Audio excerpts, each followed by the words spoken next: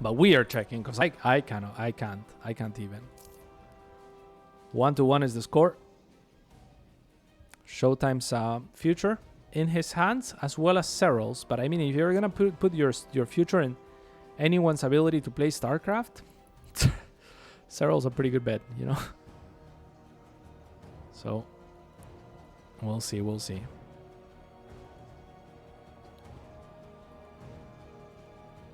Here we go. ShoWTimE going for the low ground gateway. ShaDoWn going for the high ground gateway. More likely than not to be a double gateway opener here. Serral at 77 supply to Spirit 63, 128 or 128 to 116, 77 workers to 63. Pretty good creep threat from the finisher as well. So kind of double dipping there. And I apologize. It's just how my attention is going to be diverted to try to figure out what's going to happen and how meaningful this game ends up being. It really will be up to Serral. ShoWTimE will scout ShaDoWn. Try to figure out what's going on. Probe is a little bit slow to move. Probe block on the natural base of ShoWTimE here. So that's going to be a little bit annoying. ShoWTimE is going to be forced onto a Cyber Core. This is the final game of today. And personally, my last game casting HomeStory Cup. So I'm going to chug my coffee and try to put on, you know, the best show that I can.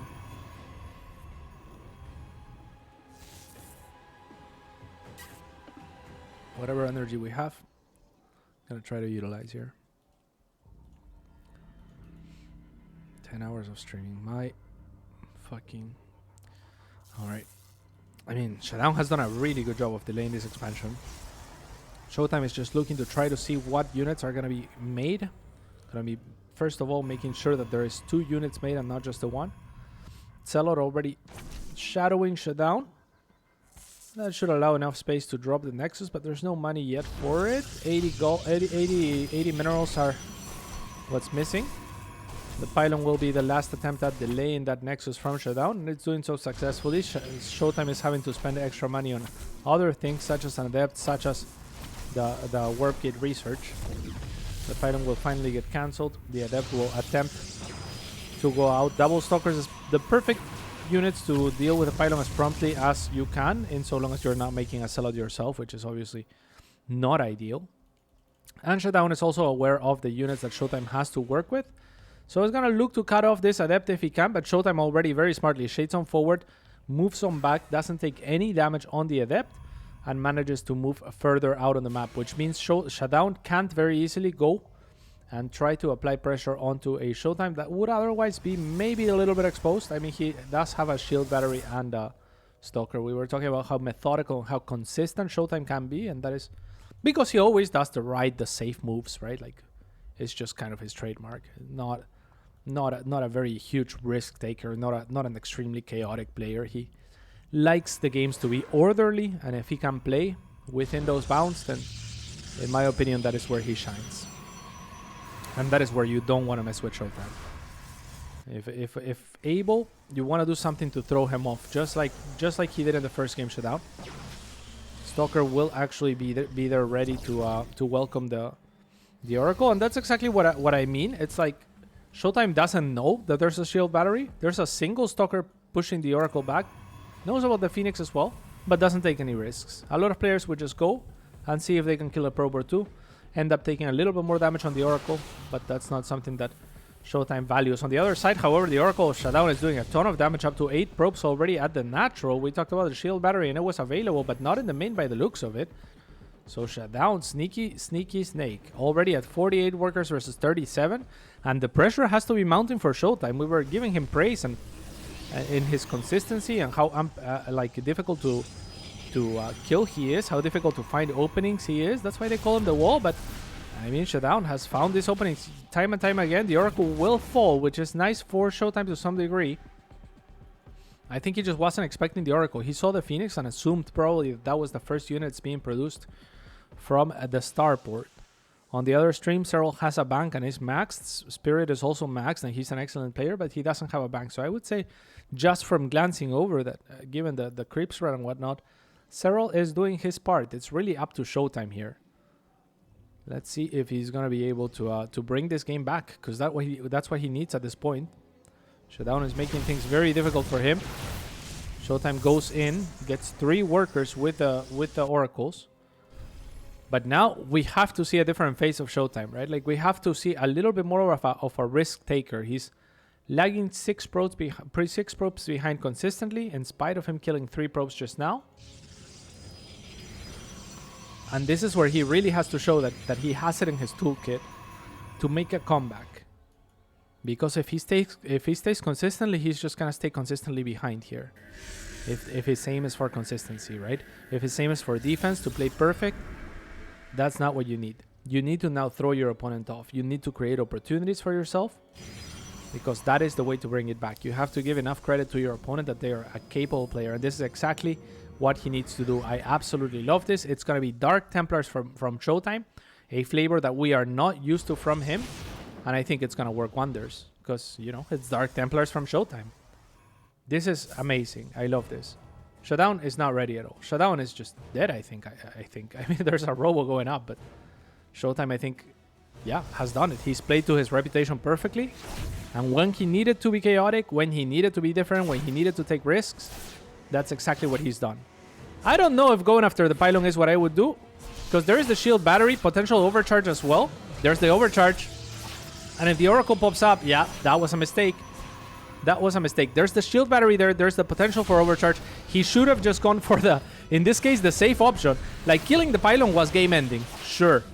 But it was impossible to kill the pylon. So he needed to recognize that it was impossible to kill the pylon and do all the probe damage that he could have done as early as possible. Instead, it's just going to be 9 probes. It could have been 13, 14 probes. And with the oracle popping up, ShaDoWn will actually deal with it. That is in part probably thanks to or due to some inexperience with this sort of tactic, right? Because it's difficult to gauge the power of tactics that you're not super used to. And this is not to say that, you know, it's probably the 100th time that ShoWTimE does something like this as far as DTs. I'm not saying that he's just adapting and doing this for the first time and trying it out. Of course, he's going to be more experienced than almost everyone that's watching right now, if not everyone, at doing this. But compared to his usual style, compared to his usual self, compared to his most solid, well-rehearsed StarCraft, it's maybe not there. However, this Oracle is trying to say something about that. We'll find an additional 5 probes. He's still lagging behind, though. ShoWTimE is 54 workers to 54, so at least on that account he is going to be even. But as far as the army supply, it's 28 to 44, and that offers ShaDoWn some very strong openings to try to end the game at a rapid pace. On the other side, Serral and Spirit is pretty even as well, with Serral dropping a little bit in supply just now, but has the bank to, I think, reinforce. So probably a worthwhile trade without just from the glance. Don't quote me on that. I just glanced at the screen, but it looks like on paper things should bode pretty well for the Finn. And that puts, you know, somewhat more pressure on ShoWTimE to perform here. He's definitely made the gap smaller. The gap might look the same in terms of numbers if you do simple subtraction there of like, okay, like, you know, like 112 minus 95. Okay, the gap is the same as it was a few minutes ago, but as numbers grow, the smaller gaps are less significant, as it is a lesser percentage of the army that they have to work with, of the resources that they have to work with. ShoWTimE trying to bait onto the stasis trap. That would have been wonderful. Instead, he's going to overextend. I'm not sure if that's what he wants, but it will work out, as ShaDoWn will not be paying attention, or will disengage instead of pressing on forward to attack a lesser number of stalkers with a bigger concave. So that's a little bit of breathing room for ShoWTimE, and ShaDoWn will back away. Probably good news for the German. In production still, we have upgrades for both players, with ShoWTimE actually pulling ahead in the +1. And ShaDoWn dropping some cannons here and there. So that is side effects of the Dark Templars earlier still, which is good news for ShoWTimE. That is investments that ShaDoWn is not further making into army, just to try and be secure. And ShoWTimE looking to potentially take an extra base. ShaDoWn has widened the supply gap just by a little bit, but nothing insurmountable for ShoWTimE. He is getting a lot of upgrades right now. He is getting and investing a lot into tech, even getting the Dark Templar Blink as well. So getting some tools that he's going to be able to utilize as the game progresses. Neither player yet transitioning into double robo or anything like that. No immortals or disruptors to be found for the time being. No Zealots either as compared to the other maps. I mean, there's a few for ShoWTimE, but not too many. Gotta be careful there, my friend. I think if you're ShoWTimE right now, you're starting to enter back into your comfort zone, right? Like we're entering the late game where maybe all of those advantages that ShaDoWn had early have mostly washed away. The supply is starting to even out, but I'm still not sure that you want to be super out on the map. But right now, this could be dangerous. ShaDoWn, he has a lot more on this side. He's going to do a blink forward. ShoWTimE still has a blink available, so he should be able to disengage. And on the other side, he didn't have the army in position to really take advantage of the movement of ShaDoWn and pounce onto this next base. A little bit of a pathing mistake or pathing issue, I guess we could call it, for ShoWTimE. He probably clicked here, and most of his units decided to go this way, but 2 Stalkers decided to go to the left as soon as he realizes that he readjusts and blinks them away. ShaDoWn now added 1 Immortal, which is going to come in handy against this number of Stalkers. ShoWTimE is adding some Zealots, but this is a chokier map than the ones that we've been playing on before. So the Zealots are going to have less impact. So I like that he's not adding too many. It's mostly just an HP buffer here for ShoWTimE rather than trying to output a lot of damage by virtue of being fanned out and getting the surface area that Zealots really require to be effective. 2 DTs are going to get a cancel onto a Nexus. Let's see if they can disengage, as Blink DT is going to come in handy. ShaDoWn is going to say, oh, you got Blink DT. I like it. I'm going to get it too. As he pushes out onto the map. Again, a very even game here. On the other stream, things... Oh, actually, on the other stream, they're watching this stream at this point, so... It is a very even game. I'm guessing Serral 1-0 is what that means, and that means this game is all that decides the group. If ShoWTimE can win, then he will advance, and if he loses, then Spirit will advance. It's up to Spirit's life is in ShaDoWn's hand at this point. Let's see what's gonna happen here. ShoWTimE is gonna push on forward. Is this going to be enough? I mean, the stasis trap is not gonna help him out. DTs on both sides are going to force disengages. And on this side of things, the army is well positioned for ShoWTimE, but an Immortal in the mix for ShaDoWn. A lot of DTs, but they don't want to walk into the stasis. They do walk forward enough that they allow for the rest of the Zealots that were stasis to disengage. And with a little bit of reinforcements, ShoWTimE might be able to turn the tides. He's hoping, I think, that this side of the army for ShaDoWn goes to reinforce, but it doesn't. Instead, it goes to cut him off. And that is a bad trade for ShoWTimE if he ends up taking it. So he's going to retreat to the safety of his shield battery. No observers here for either players, but with more DTs, or actually there is an observer for ShoWTimE, and with no observer for ShaDoWn, he's going to have to disengage. Still, even maxed out numbers, the same number of probes as well, which means the armies are going to be more or less identical in terms of supply. It's just an issue of the quality of the army. And as far as that is concerned, ShaDoWn has a slight edge right now. A little bit more gas mixed in his army right now. If we look at the unit counts, pretty similar on most fronts as well. With ShoWTimE now pulling a little bit ahead in terms of workers. I love this Dark Templar drop. It's gonna go after additional workers. A couple of Zealots in the mix as well, which might confuse ShaDoWn to not bring some observers. The DTs and the Natural have already done their job as well, and ShoWTimE actually with a multi-prong. I mean, this is about to turn into a little bit of a base race. It's a little bit of a crazy game right now. And are there DTs here? I don't see an observer on the side of ShoWTimE. I do see an observer on the side of ShaDoWn, so DTs are not going to be super effective on that front. As ShoWTimE is now evacuating his own Zealots in the War Prism, continuing to move on forward. There is an observer here to account for the DTs. And there is an observer here as well to account for the opposing DTs. So this is just a full-on base trade. At some point, we'll have to have a fight for the game. ShoWTimE identifying that it is a base trade. He's trying to expand north, but I think he needs to continue to run further north. Because, I mean, these probes are still going to be exposed. And if you're ShaDoWn, I think you go and cut the blood flow as far as economy is concerned before going into the main. Then look to maybe look to recall and look for a fight. ShoWTimE is doing a little bit better in this base trade for my taste. ShaDoWn is actually going to go for the production here. If either player manages to get on top of each other's production, the game could just very well come down to the final fight. ShaDoWn getting a little bit stuck there, doing a little bit too much somewhere else. That is brilliant. The stasis ward, I absolutely love it. That is the kind of thing that could jam up the army of ShoWTimE when he goes up the ramp and slow him down considerably, and exactly what it does. Now ShoWTimE, if he wants to continue on forward, he has to blink past that.